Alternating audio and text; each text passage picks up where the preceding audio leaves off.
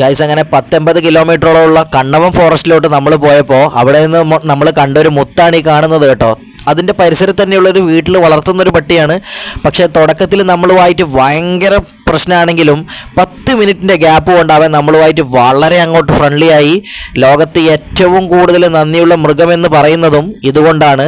നമ്മൾക്ക് ഏറ്റവും കൂടുതലൊരു വിഷമമെന്ന് വെച്ചാൽ നമ്മൾ പോയ സമയത്ത് നമ്മൾ ഇവന് കഴിക്കാനായിട്ട് ഒരു ബിസ്ക്കറ്റ് പോലും നമ്മൾ കൊണ്ടുപോയില്ല.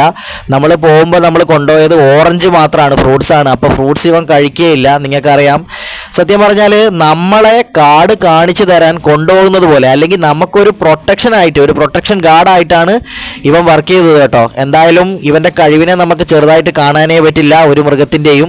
കാരണം എന്ന് പറഞ്ഞാൽ കണ്ണവം ഫോറസ്റ്റ് എന്ന് പറഞ്ഞാൽ നിഗൂഢമായിട്ടുള്ളൊരു വനമാണ്. ഇവിടെ മറ്റ് ഒരു ശബ്ദവും നമുക്ക് കേൾക്കാൻ പറ്റില്ല. നമ്മൾ പോകുന്ന സമയത്ത് നമ്മളെ ശബ്ദവും അല്ലെങ്കിൽ ഏതെങ്കിലും ചില്ലയോ കൊമ്പോ ഒടിഞ്ഞു വീഴുന്ന ശബ്ദമോ പക്ഷികളുടെ ചില രീതിയിലുള്ള കരച്ചിലോ അല്ലാതെ മറ്റൊരു ശബ്ദവും ഈ കാടിൽ നിന്ന് നമുക്ക് കേൾക്കാൻ പറ്റില്ല. അത്രയും നിഗൂഢമായിട്ടുള്ള വനമാണ്. എന്നാൽ ഇത്തരത്തിലുള്ളൊരു ഡോഗ് നമ്മുടെ കൂടെ ഉണ്ടെങ്കിൽ നല്ല കോൺഫിഡൻസ് ആണ് നമുക്ക് ഈ കാട്ടിലിറങ്ങി നടക്കാൻ കേട്ടോ. കാരണം എന്ന് പറഞ്ഞാൽ ഏത് ആനിമൽസ് ഉണ്ടെങ്കിലും ഡോഗിന് അത് പെട്ടെന്ന് തന്നെ സെൻസ് ചെയ്യാൻ പറ്റും. അത്തരത്തിലുള്ളൊരു ആനിമലാണ് നമ്മുടെ ഈ ഡോഗ് എന്ന് പറയുന്നത്.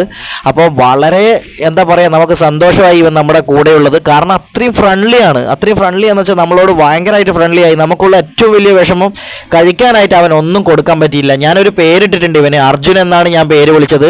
തൊട്ടടുത്ത വീട്ടിൽ തന്നെ വളർത്തുന്ന ഒരു പട്ടിയാണ്. പക്ഷേ എനിക്ക് സ്വന്തമായിട്ട് തോന്നിയ ഒരു പേര് ഞാൻ ഇവനെ അർജുൻ എന്നാണ് എനിക്കിട്ടത്. ഒരുപാട് ഇഷ്ടമായി.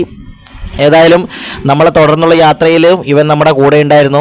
പല ആൾക്കാർക്കും ഡൗട്ടുണ്ട് നമ്മൾ കാട്ടിൽ പോകുമ്പോൾ ഏത് ആനിമലിനെയാണ് ഏറ്റവും കൂടുതൽ പേടിക്കേണ്ടതെന്നുള്ള കാര്യം. ഒരു ഡൗട്ടും ഇല്ല. നിങ്ങൾ കാട്ടിൽ പോകുന്ന സമയത്ത് പേടിക്കേണ്ട ആനിമൽ എന്ന് പറഞ്ഞാൽ നമ്മൾ മനുഷ്യന്മാരെ തന്നെയാണ്. നിങ്ങൾ കാട്ടിലോട്ട് പോകുന്ന സമയത്ത് ഏതെങ്കിലും ഒരു മനുഷ്യനെ കണ്ടിട്ടുണ്ടെങ്കിൽ അവിടുന്ന് ഓൺ ദി സ്പോട്ടിൽ നിന്ന് നിങ്ങൾ ഓടി രക്ഷപ്പെടുന്നതായിരിക്കും നല്ലത്. കാരണം ഏത് രീതിക്ക് പെരുമാറുന്നോ, എങ്ങനെ പെരുമാറുന്നോ ഒന്നും പറയാൻ പറ്റില്ല. തുടക്കത്തിൽ കാണുമ്പോൾ നല്ല ചിരിയായിരിക്കാം, പക്ഷേ അടുത്തോട്ടെത്തുമ്പോൾ ഏത് ഭീകരജീവിയുടെ രൂപമാണ് മനുഷ്യൻ കൈക്കൊള്ളുന്നതെന്ന് മനുഷ്യന് തന്നെ പറയാൻ പറ്റില്ല.